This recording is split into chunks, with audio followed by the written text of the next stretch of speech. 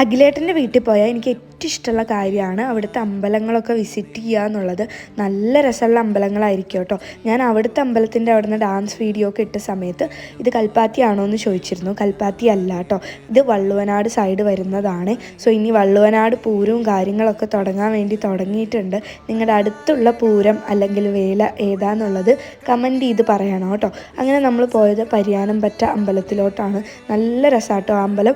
പടി കയറി ഇറങ്ങുന്നത് തന്നെ നല്ലൊരു ആക്ടിവിറ്റിയാണ് കേട്ടോ. അവിടെ എല്ലാ അമ്പലത്തിലും ഒരു കുളം ഉണ്ടാവേ. ഇത് ശിവലിംഗ പൂവ് എന്നാണ് കേട്ടോ അഖിലേട്ടൻ പറയുന്നത്. ഞാൻ ഫസ്റ്റ് ടൈമാണ് ഇത് കാണുന്നത്.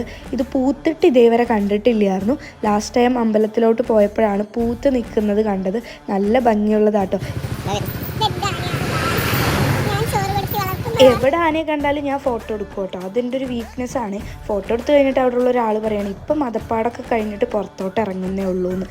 അടിപൊളി. അപ്പോൾ അത്രേ ഉള്ളൂ. ചേട്ടാ ബൈ.